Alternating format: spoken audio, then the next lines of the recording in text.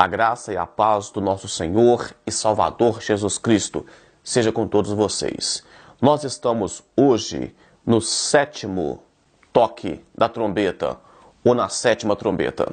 Nos 2 vídeos anteriores, nós falamos sobre o intervalo que tinha entre a 6ª e a 7ª trombeta. Da mesma forma que houve um intervalo entre o 6º e o 7º selo. Agora, neste intervalo, nós tratamos de um anjo forte que trouxe um livrinho e que João comeu esse livro, e também das 2 testemunhas, que foi o vídeo anterior. Como nós vínhamos trazendo uma sequência de juízos e cada vez mais severos, por exemplo, ia aumentando gafanhotos com veneno de escorpião, depois vinha cavalos com veneno de serpente, então ia sendo gradual. Na 7ª trombeta, parece que não faz muito sentido a sequência de juízos que vem, mas devemos tomar bastante cuidado porque tem alguns pontos a analisar na 7ª trombeta. Por exemplo, se João estava com os olhos na terra, observando os eventos que acontecerão aqui, que serão as 2 testemunhas em Jerusalém, e um anjo forte com um pé na terra e um pé no mar, isso era aqui na terra. Agora, a visão do apóstolo João é voltada para o céu. Esse evento estará acontecendo no céu. O que é que João vê no céu? No momento em que o 7º anjo tocou a sua trombeta, então João ouviu vozes. Diziam: os reinos do mundo vieram a ser de nosso Senhor e de seu Cristo, e ele reinará para sempre. Nesse momento, os 24 anciãos prostraram e adoraram. Esses 24 anciãos que eu já expliquei quando eu falei no capítulo 5 de Apocalipse. Você pode conferir no capítulo 5, versículo 9, terá os 24 anciãos. Os anciãos adoravam e diziam: graça te damos, Senhor Deus Todo-Poderoso, que és, que eras e que hás de vir, que tomaste o teu grande poder e reinastes.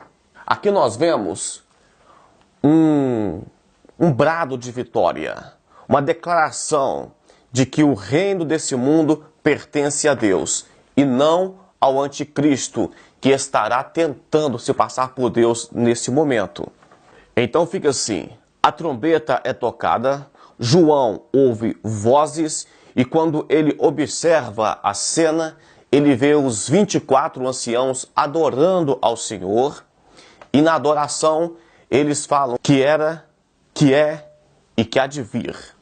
O cuidado que temos que tomar ao interpretar essa passagem da última trombeta é para não confundir arrebatamento de igreja com o toque da última trombeta. Porque quando falamos de arrebatamento de igreja, então nós lemos aqui em 1 Coríntios capítulo 15 e o versículo 52, que diz assim: em um momento, em um abrir e fechar de olhos, ao som da última trombeta, porque a trombeta soará, e os mortos ressuscitarão incorruptíveis, e nós seremos transformados.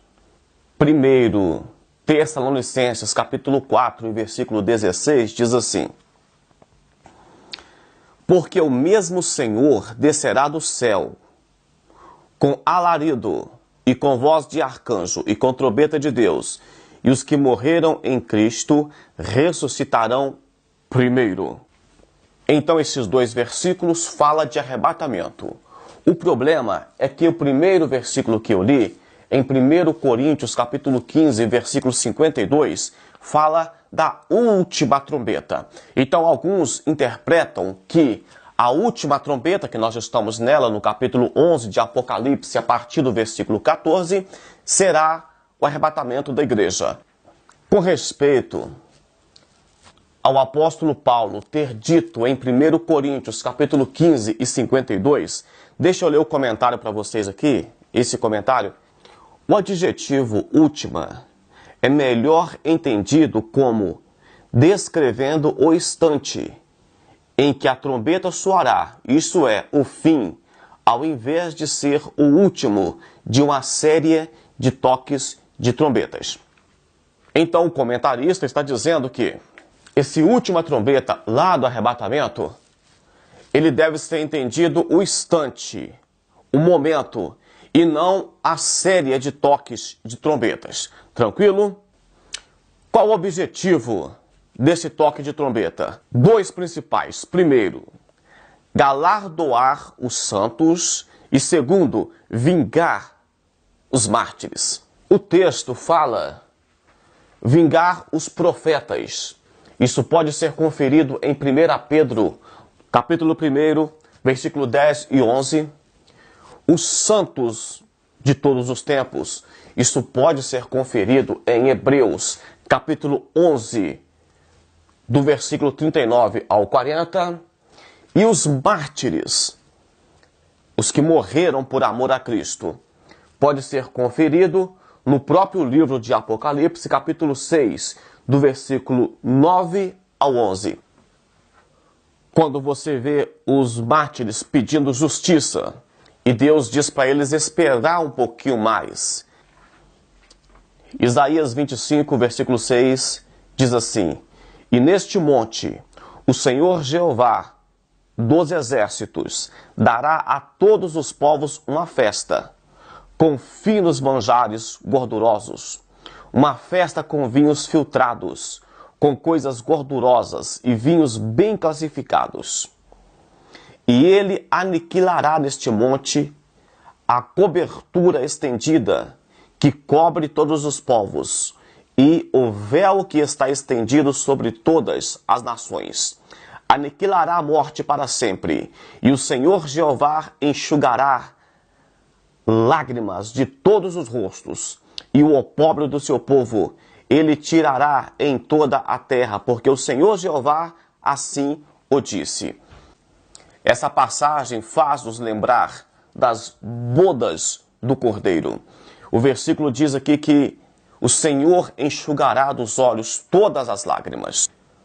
No capítulo 21 e versículo 4 de Apocalipse diz: E Deus enxugará todas as lágrimas dos seus olhos, e a morte não existirá mais, e não haverá mais pranto, nem clamor, nem dor, porque as primeiras coisas são passadas. Então nós vimos o propósito da sétima trombeta: galardoar os santos e vingar os mártires. Então no versículo 18, onde nós vemos que vai galardoar os santos, isso nos faz lembrar das bodas do Cordeiro, que é a festa, e do tribunal de Cristo. Tribunal de Cristo pode ser conferido em 2 Coríntios, capítulo 5 e versículo 10, quando o apóstolo Paulo diz que todos hão de comparecer ante o tribunal de Cristo. Tribunal de Cristo, eu expliquei isso em um vídeo que chama Os 7 Juízos de Deus. Lá nós aprendemos que o tribunal de Cristo é um julgamento exclusivo para crente salvo. Será analisada a conduta do cristão, o trabalho do cristão, aquilo que você fez por meio do corpo.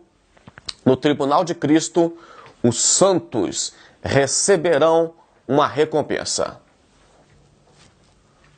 No vídeo que eu gravei falando que o livro de Apocalipse é um livro de adoração, aqui nós vemos a terceira parte da adoração.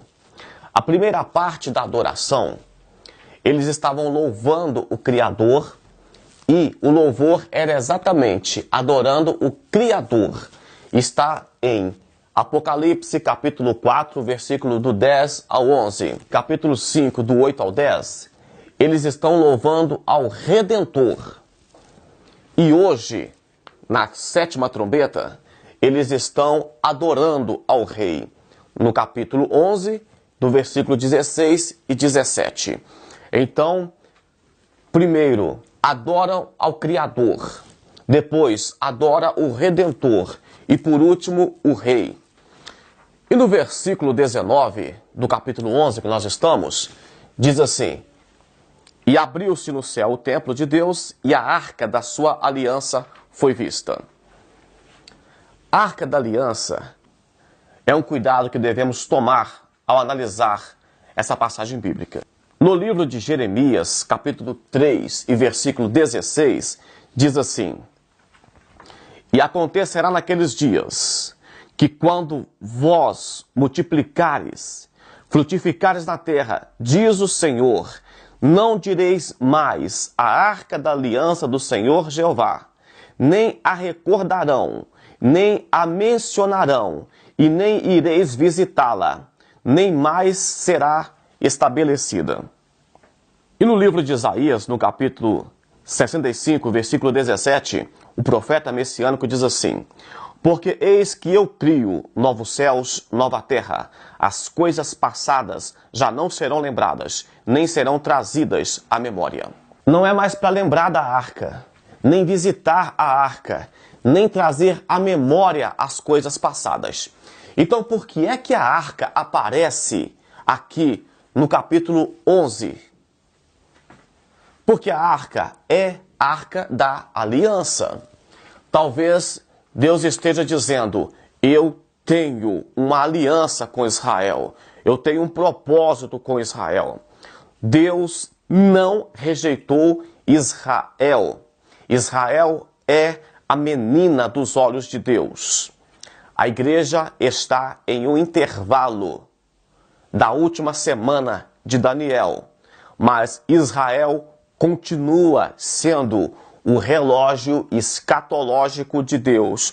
Tudo gira em torno de Israel. Então, quando Deus mostra a arca da aliança, Deus está dizendo: vou cumprir tudo que eu prometi aos santos. Eu velo pela minha palavra. Se em Jeremias, no capítulo 3 e o versículo 16, está dizendo que não deveria mais lembrar da arca, só um macete para vocês decorar versículo bíblico, João 3,16, aparece a arca verdadeira, que foi dada para nós. Então, se em Jeremias 3,16 você esquece da arca, em João 3,16 vocês têm a arca presente com vocês, a presença de Jesus Cristo. Existe um monte de lenda, de história, de fantasias com respeito a essa arca. O que deve se considerar é que em 586 a.C., Nabucodonosor invadiu o templo, a arca foi provavelmente tomada, levada. Isso pode ser conferido em 2 Reis, capítulo 25, do versículo 8 ao 10. Então não temos motivos para ficar fantasiando. Tudo indica que essa arca tenha sido levada. Não vamos ficar inventando moda, tudo bem? E o profeta já tinha avisado que ela deveria ser esquecida. E a parte B do versículo, para finalizarmos a nossa aula, nós vimos relâmpagos, trovões, terremotos e uma grande saraiva. Vamos lá? Relâmpagos, trovões e terremotos sempre aparecem quando Deus manifesta. Por exemplo, nós vemos relâmpagos, trovões e terremotos aparecendo no capítulo 4 e o versículo 5, no trono de Deus. Nós vemos os trovões, terremotos e relâmpagos aparecendo em Apocalipse 8, versículo 5, no altar de incenso. E nós vemos hoje, no capítulo 11, o versículo 19, trovões, relâmpagos e terremotos aparecendo no Santo dos Santos, no santuário. E se nos capítulos anteriores nós vimos saraiva, aqui nós temos uma grande saraiva. Observem que sempre que eu estava falando nas aulas anteriores, eu lia no final do versículo assim: e os homens não deram glória. Não era assim? Neste versículo, nós não temos isso. Nesse versículo, parece que Deus já não espera mais que os homens se convertam. Na aula anterior das duas testemunhas, nós vimos um grande avivamento no livro de Apocalipse. Agora, nós não vimos mais essa oportunidade, como se Deus estivesse esperando nos eventos anteriores que o homem se convertessem. Até a metade da grande tribulação, ou nos versículos anteriores, nos selos e nas trombetas, nós vemos uma grande tribulação. Porém, nos próximos capítulos, nas taças, é conhecida como a ira de Deus. Então os juízos serão severos. Isso pode ser conferido no capítulo 14, versículo 10, capítulo 14, versículo 19, capítulo 15, do versículo 7 e capítulo 16, versículo 1. Trataremos disso futuramente. Os eventos que hão de acontecer serão mais severos. É o tempo da cólera. De certo, o profeta Malaquias já profetizou que não ficará nem raiz e nem ramo. Não perca as próximas aulas, falaremos sobre a besta, sobre a mulher vestida de sol, e vem muita coisa boa por aí. Deus abençoe, um grande abraço, participe conosco, até o próximo vídeo.